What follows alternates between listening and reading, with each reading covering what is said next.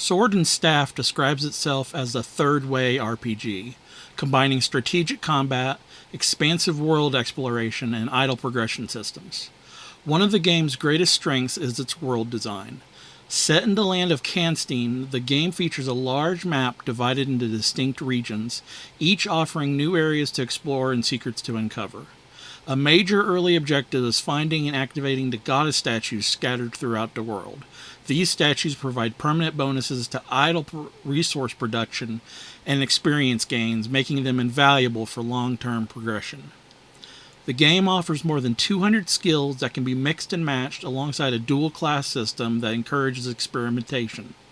Players are free to create unique builds by combining different techniques, classes, and elemental abilities. Combat takes place on a structured grid battlefield where characters automatically move, attack, and use skills. One of the game's best quality of life features is its skill slot progression system.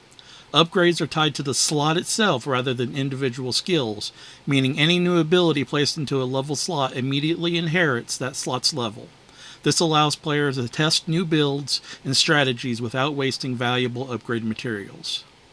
Unlike many traditional gacha games, Sword and Staff places a much greater emphasis on account progression, world exploration, and smart skill combinations than on maintaining rare character pools.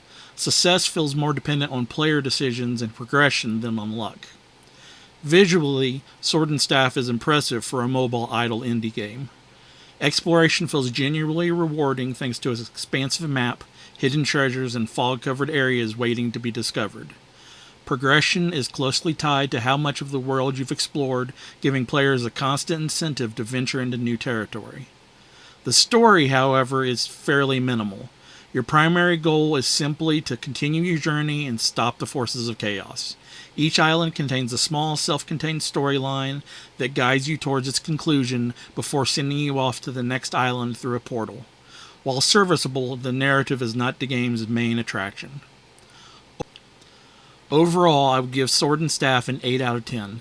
Its combination of exploration, progression systems, and flexible character building makes it appealing to a wide variety of players, whether they enjoy idle games, RPGs, strategy games, or exploration-focused adventures.